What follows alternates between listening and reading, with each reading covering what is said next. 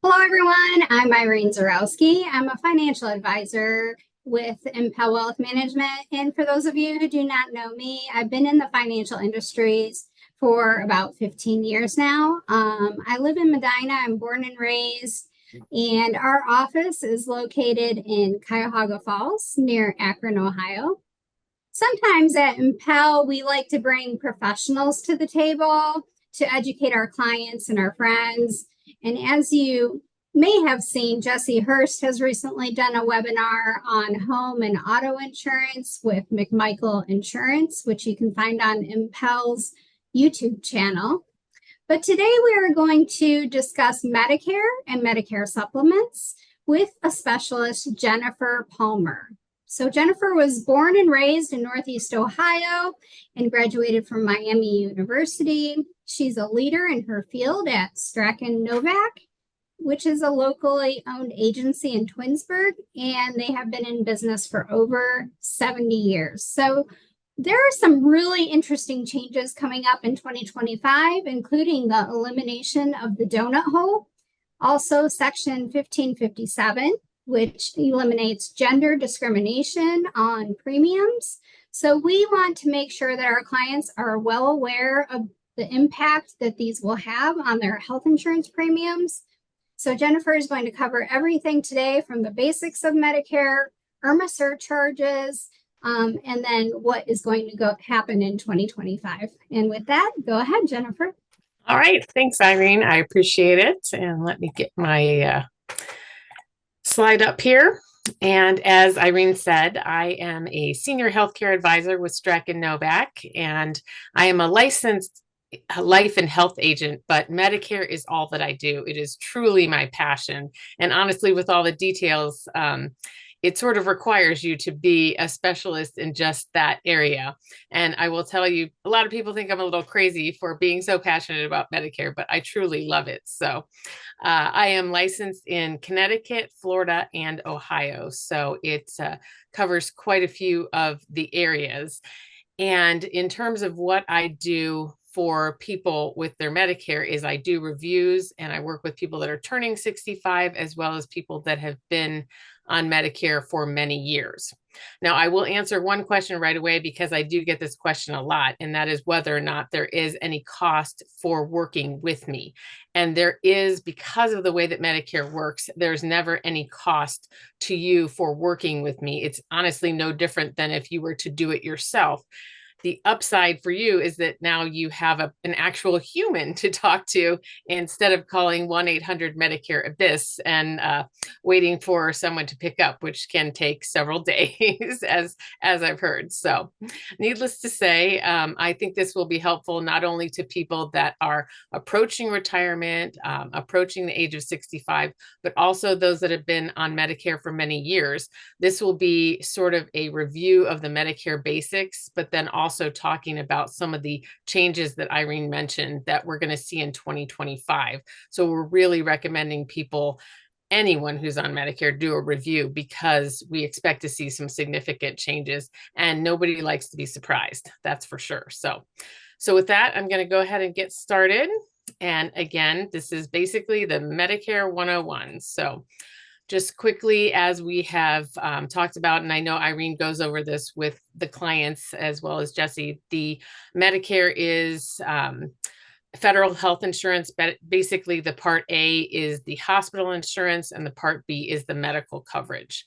Now, the important part that I like to bring up here is that the way Medicare works, if you just have Medicare, Medicare pays 80% of the cost and individuals pay 20%. But there's no maximum or cap with that at all, which means that if you had $400,000 worth of medical care, you would owe 20% of that because there's no cap. So that can literally bankrupt people, which is why it is so critical that people have an additional plan with their Medicare A and B. And so that's what I spend the vast majority of the time, is helping people make those decisions about what that plan will be. Now, as far as who is eligible, most people have to be 65 unless you qualify based on disability or ALS. Now, as far as one of the biggest questions I get about this is in terms of Social Security. And this is a scenario where Social Security and Medicare, they seem like they're combined because you sign up on the Social Security website for Medicare. But in terms of taking your Social Security benefits, you do not need to take your Social Security in order to take your Medicare. So they are separate in that respect. Now, if you are taking Social Security prior to the age of 65, you will be automatically enrolled in Medicare Part A and Part B. Also, if you happen to be under 65 and receiving Medicare because of a disability, again, you will be automatically enrolled on your 25th month of disability. Now, if you are not on Social Security, which this is the vast majority of people are not on Social Security when they turn 65, you are not automatically enrolled and you must enroll yourself in Medicare. And this takes place during the 7-month initial enrollment period, which is basically the 3 months prior to your 65th birthday, the month of your 65th birthday, and the 3 months afterwards. Now, this is basically what's called your initial enrollment period, and you need to sign up during this period of time to make sure that you don't have any lifelong penalties. However, there are exceptions to that rule, and this is where people really get confused about whether they have to sign up or not have to sign up. So I'll get into a little bit more of the details there. One of the biggest things, and especially nowadays, this is what we're really seeing, is that so many people are working beyond the age of 65. And many people think you absolutely have to sign up at the age of 65 for Medicare. That is not true. Not everyone must enroll in Medicare at the age of 65. If you are continuing to work, the key factor is the size of your employer. If your current employer has 20 or more employees and they have what is considered creditable insurance, which most companies that are over 20 employees do have, then you can delay enrolling in Medicare. And that employer must treat you no differently than they would treat an employee that was under the age of 65, and it will remain your primary coverage.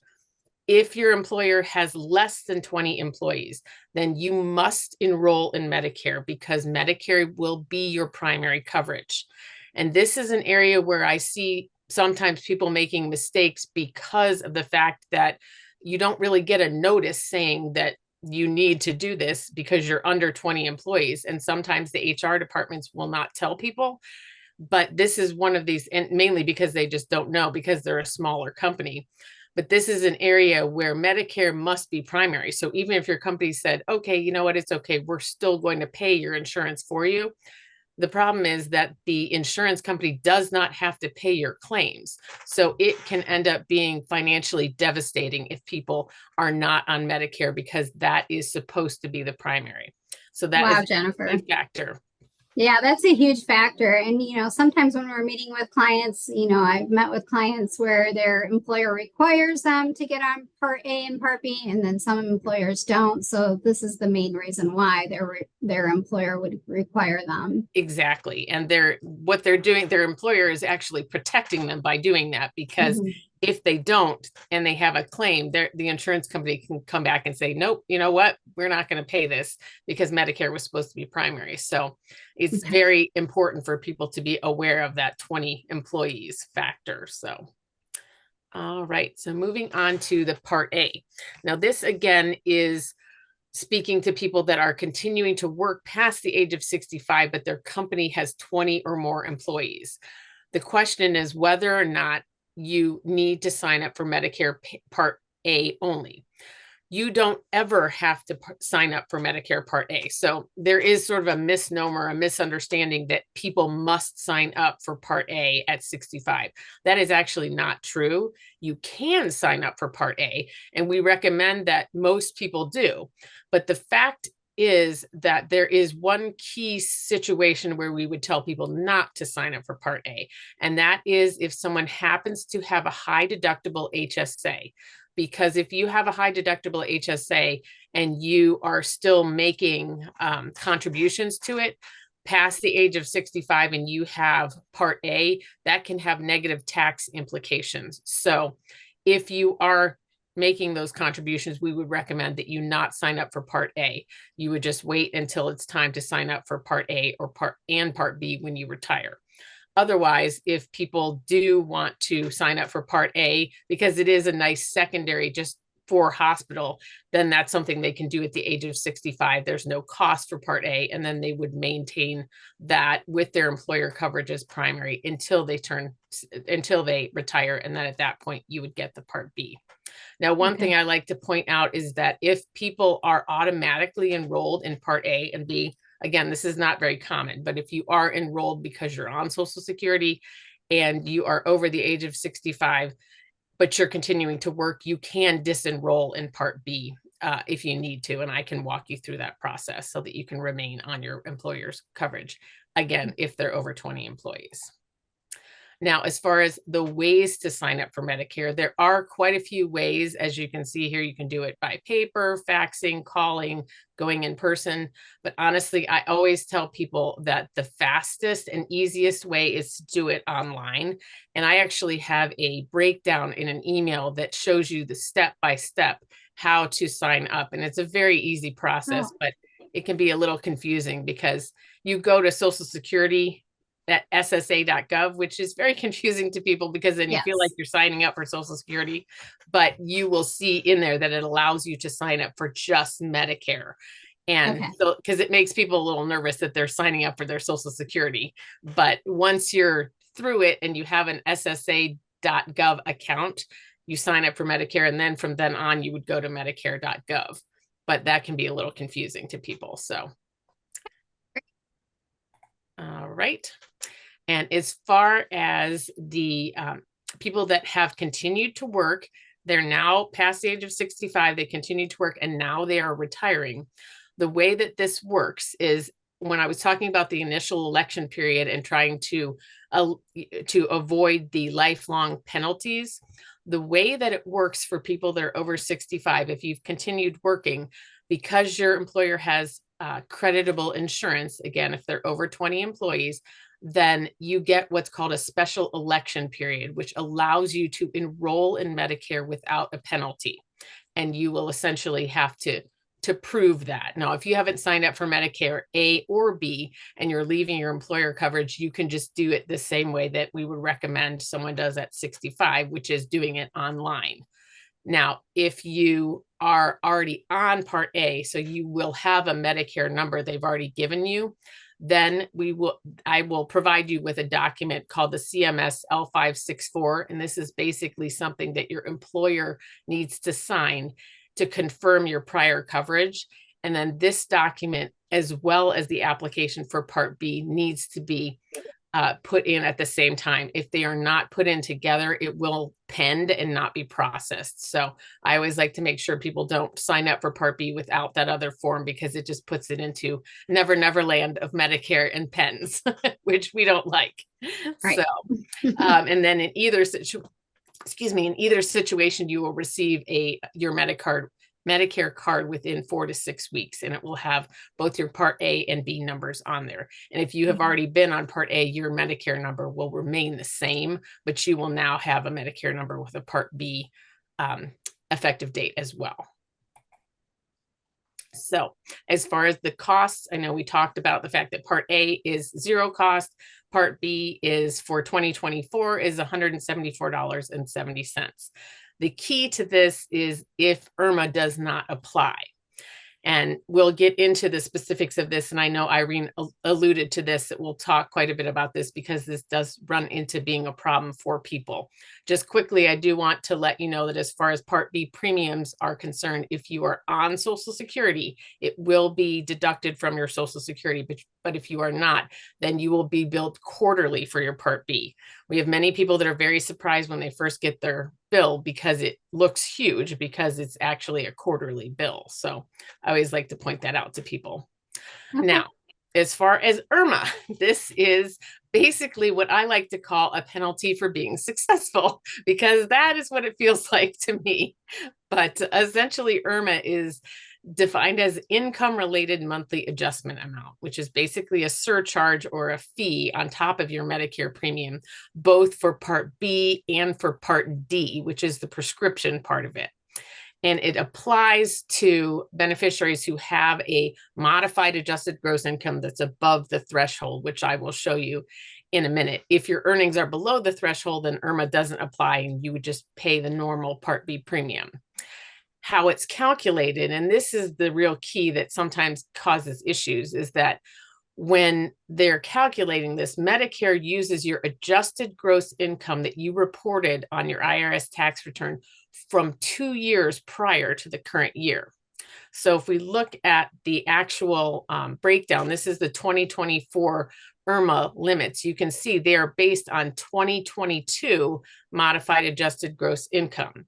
So if you are married and filing jointly, if your 2022 income was less than or equal to 206,000, then you would just pay the regular Part B premium, which is $174.70.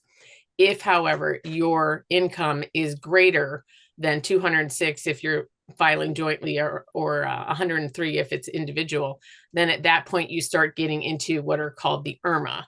And this is basically, for example, in this bracket, you would pay $244.60 for your Part B instead of the $174.70. And the brackets just go up based on income.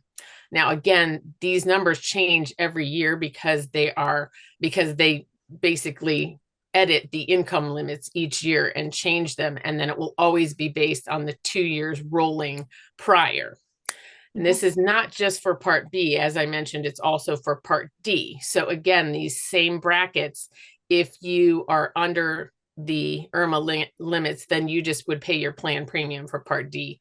Otherwise, if you are above it, then you're paying an additional cost with your plan premium, depending on where you fall on that. Okay.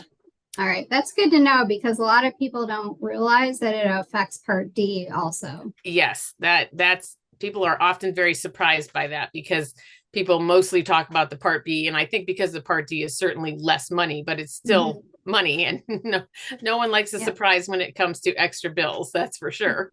Yeah, I saw a statistic yesterday that said Medicare households are spending approximately 13% of their household income on healthcare, and which is twice as much as a non-Medicare household. So these changes are significant. Yeah, they can definitely add up very quickly. There's no doubt about that.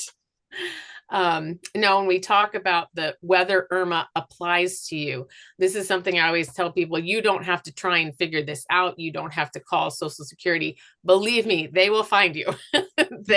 You will, when you sign up for Medicare, you will receive an initial determination, basically telling you that you owe the original amount, which is something I always like to give people a heads up on also, because you're going to get the first letter just saying you owe $174.70, and it won't say anything about the IRMA. That's because they have not gotten your income yet.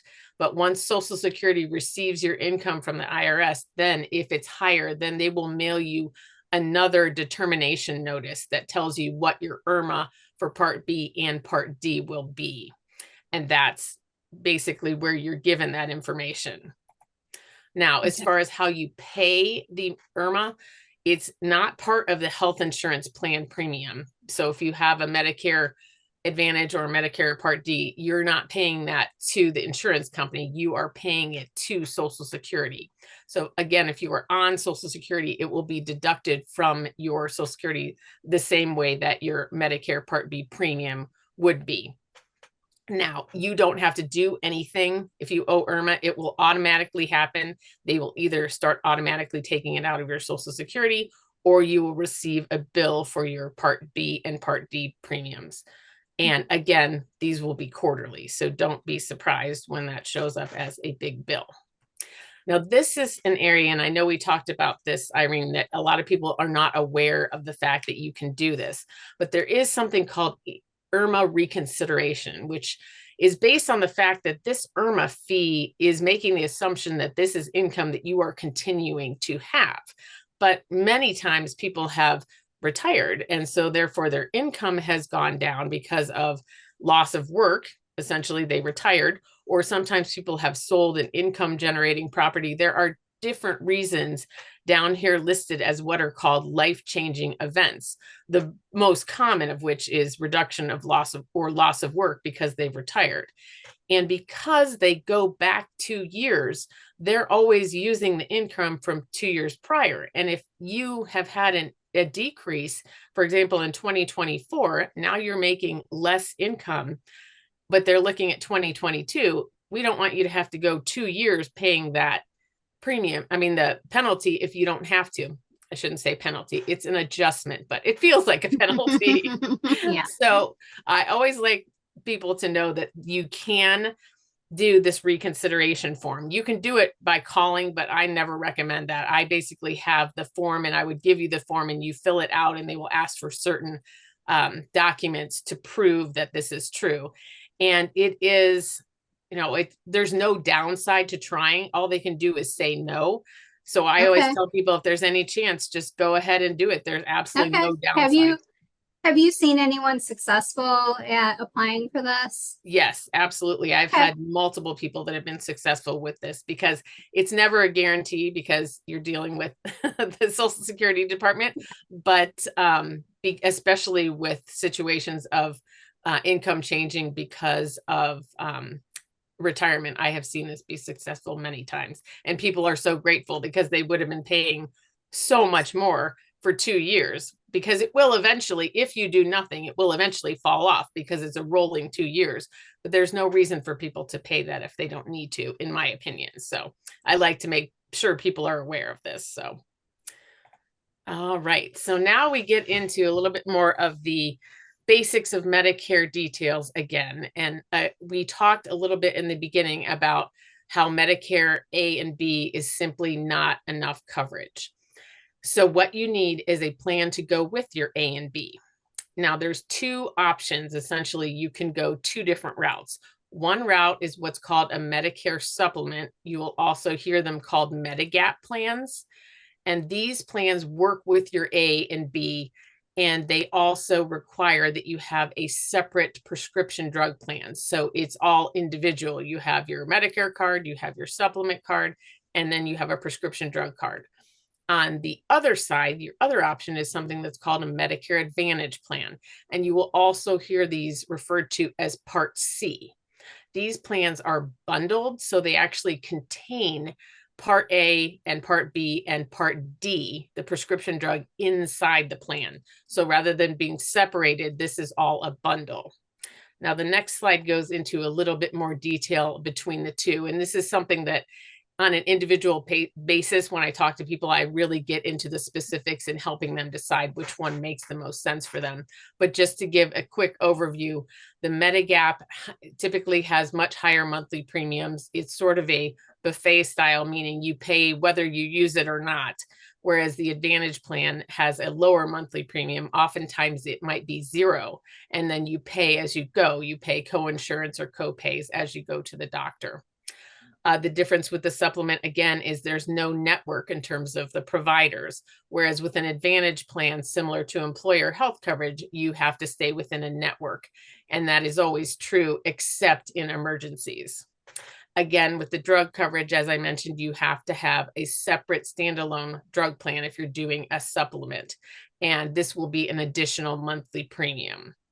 With the Advantage plans, the prescription drug the prescription drug coverage is in the Advantage plan, so it's at no extra cost. Now, things to consider with the supplement, there is no underwriting required only for the first 6 months after you have started your Part B benefits. So this isn't saying the age of 65. This is saying the start of Part B benefits. So even someone that has been working until they're 75 and they're now leaving employer coverage and they're going on to Part B, they now have 6 months from the start of Part B to sign up for a Medigap with no underwriting. That will change then after the 6 months. And if they at some point wanted to go into a supplement, they would have to prove underwriting at that point. So we always want to make sure that people are aware of that, because that is a cutoff that is hard and fast. They don't give any consideration to that. 6 months is the cutoff. Now, as far as Medicare Advantage plans are concerned, these plans never have any underwriting. And so you will have these plans. You basically, when you sign up, you don't have any underwriting, and you can change these plans from year to year. And many people do. Basically, when we do the reviews each year, they will often decide, okay, you know what, this plan makes more sense for this year. And because there's no underwriting, there's no downside to changing if people would like to do that. And again, that's during the annual enrollment period each year. And these plans often include additional benefits like dental, vision, hearing, fitness benefits, over-the-counter benefits. They can even have grocery allowances. There's quite a few benefits. They, frankly, because of the market being as big as it is, because of all the baby boomers turning 65, these plans are killing each other to try and make more benefits in the plans. And so it's actually only works out better for the consumer because they just keep adding more and more to it. So, so that's always a good thing. Now with the supplement, you do have, you cannot get the dental and those kinds of things are not included. Again, it's very separated. So if you want to have dental, vision, or hearing, that's something we would have to get individual policies for as well. And again, this is a very personal decision. It's something we take a long time going through when I speak with someone to decide which one makes the most sense for them. And I do want to point out one thing that I always like to state, because many people are not aware of this, but neither the Medicare supplement nor the Advantage plan, and frankly, this is true of employer coverage as well. These plans do not have enough coverage when you're leaving the United States. And even, as I said, employer coverage, when we leave the actual soil of the United States, all the rules change in terms of insurance. And these plans have a little bit of coverage and they will tell you that in there, but it is not nearly enough. So I always tell people that if you are leaving the country, even for a weekend to Canada, please give me a call. We have travel medical insurance that can cover you just for the days that you are out of the country, because it only takes a minute to step over the border and, you know, there's things that happen, car accidents, you know, you just never know. We don't have a crystal ball, and we don't like people to be in a situation where they've spent their whole life getting all of their income and get ready for retirement. They've saved and saved, and now they have something catastrophic from a financial standpoint because they weren't covered when they went out of the United States. So that's something I always like to make sure. Thank you for pointing that out, because we recently had a client that ran into this. They did not have international insurance and they did have a medical issue while they were abroad. And so they incurred thousands and thousands of dollars. Yeah, it's really, it's one of those things nobody wants to think about when they're going on vacation, but it can be life-changing. And so, and it is not expensive. That's the crazy thing about it. It's a very inexpensive policy. It only covers you for the days that you're out of the country. So I always tell people, I mean, when I go out of town, I get it for my family, for my kids, because our employer coverage just doesn't cover us the same way either. So I always highly recommend that. So, all right. So moving on just quickly, we talked a little bit about the Part D prescription being the two options, either standalone or the Medicare Advantage plan. And there is a one-time deductible in 2024 is $545. That changes each year as well. And all of these plans will have tiered formularies that will determine the cost of the medications. And they're all subject to the coverage gap or the donut hole. So now I'm going to talk a little bit about how the coverage gap or the donut hole works right now in 2024 and where we're going to see the changes that Irene was alluding to earlier. So what is the donut hole? Basically, they now call it the coverage gap, but you'll hear people using the term donut hole because it was called that for years and years. So essentially, the way that it works is you start out in what's called the deductible stage. Now, you're responsible for 100% of your costs until your deductible is met. If you are on a separate prescription drug plan, you will likely have that $545 deductible. Most Advantage plans don't have that deductible, so you go right into initial coverage. So once you've gone through the deductible, then you're in what's called the initial coverage phase. And during this period of time, you are paying co-pays or co-insurance for your medications. But the entire time that you're paying this, your insurance company is keeping track and adding up what you're paying as well as what they're paying. Because when you get to the point that you have reached $5,030, and again, these are 2024 numbers. Once you've reached $5,030, then you go into what's called the coverage gap or the donut hole. And when you are in the coverage gap, you pay 25% of the cost of both generic and brand name drugs, which can be incredibly expensive. Now, I will show you on the next slide what I mean by them adding this up. So this really only comes into play for people that have really expensive drugs. For example, Ozempic is a very common one. This you would be paying on a monthly basis. Your copay would be $47 in this example, but the retail cost is $953. So the insurance company is combining that together and adding it up each year. So when you look at that, you can see how you can quickly end up in the donut hole. Now, people that are on generic drugs, which the vast majority of people are on generic drugs, they come nowhere near the donut hole because the retail cost is very minimal. And most of the plans aren't even charging a copay for, generic cholesterol medications or high blood pressure medications. So that's pretty uncommon. But going back to this, when you're talking about now you're in the coverage gap, you're paying the 25%. Then once you reach the 25%, you will pay that until the point that your true out-of-pocket cost reaches $8,000. And again, that's part of that $5,000 is what the company has paid as well. But when the combination reaches $8,000, then you go into what's called catastrophic coverage, and you will have no costs for the rest of the year. So you would pay zero for your medications for the rest of the year. And then again, in January, everything always starts over.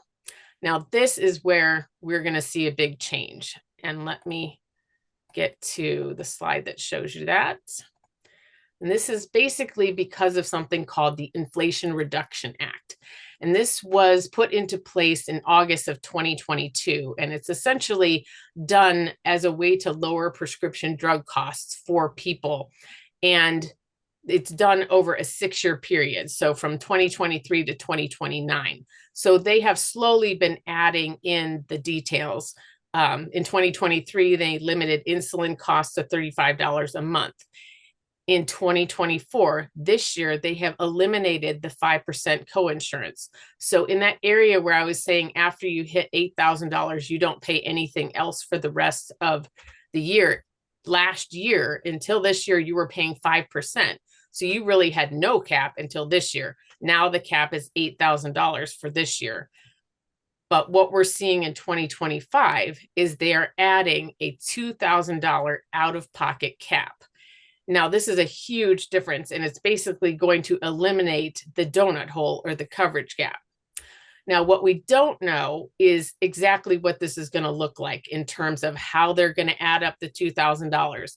We don't know what the impact of this is going to be. Obviously, it's very positive for people that are on really expensive medications.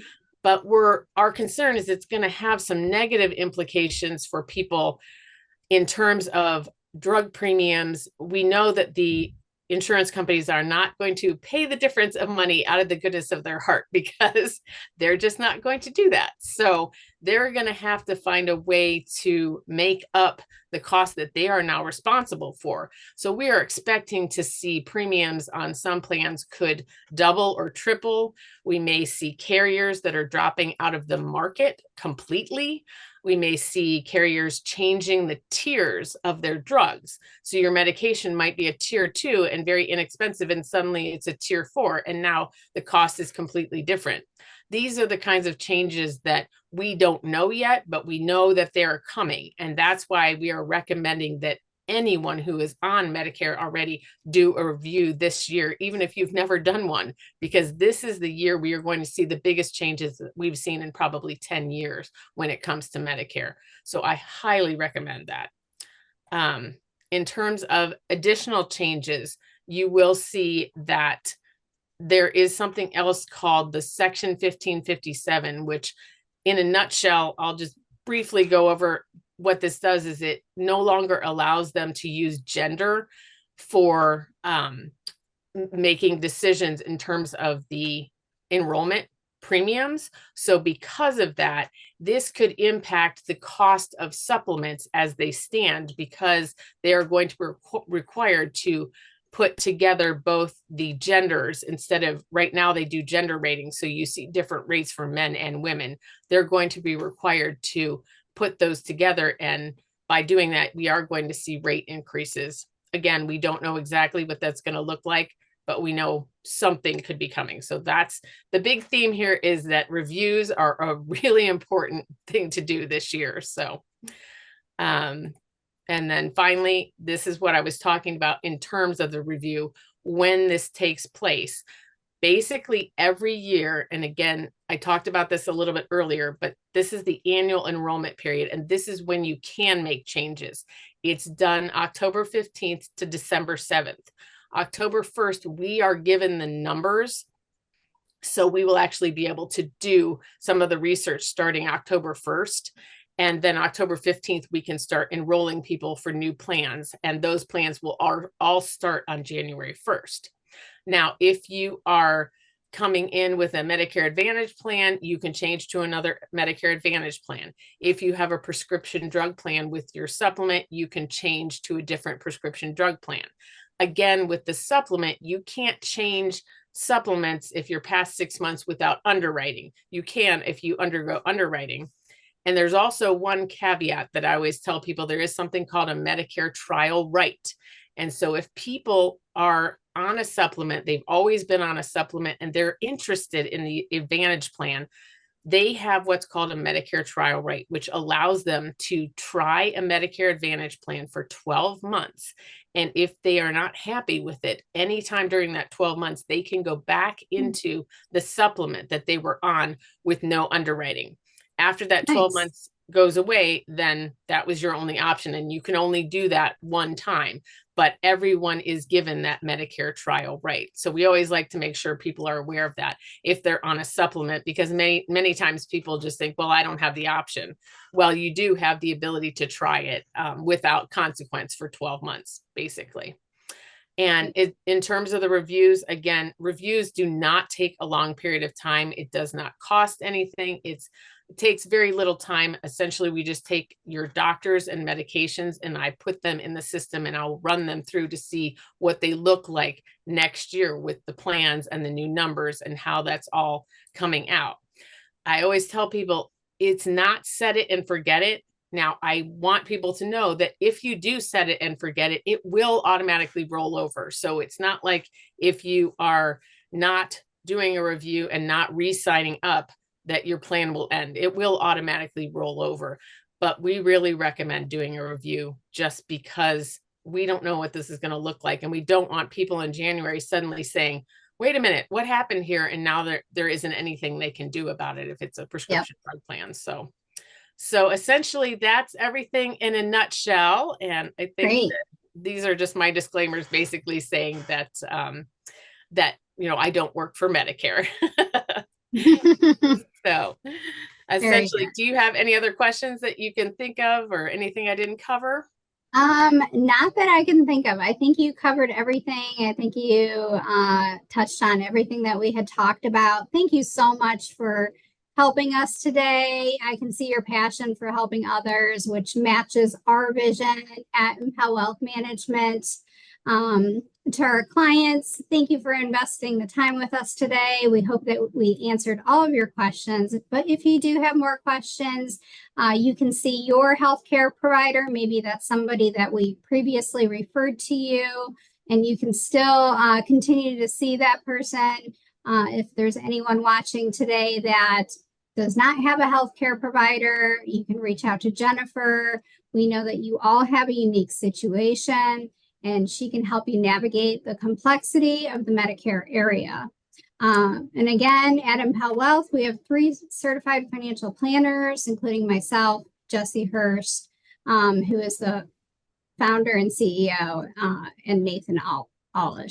So we do help our clients through financial planning, fee-based investment management. We are fiduciaries, and I also manage our 401k plans here at Impel. We help business owners with their company retirement plans, whether it's a 401k, pension, simple IRA, or other plans that they have. With that, we are going to close. We hope that this added value to you. Feel free to reach out to us. Thank you.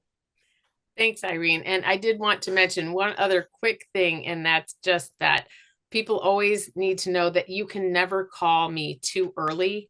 If you are approaching 65 or approaching retirement, please feel free to give me a call even several years in advance, because you will be bombarded by information as you're approaching 65. And also for those that want a review, we really are recommending that people make sure that they get in touch early, because we are going to see a big influx of people needing reviews. And it could be that we get to the point where we're having to say that we can't take any more because we just have so many. So I'm trying to encourage people to get in touch early so that we can get the process started. So again, thank you so much. It was nice addressing all of you. And thanks, Irene, for the opportunity. Thank you.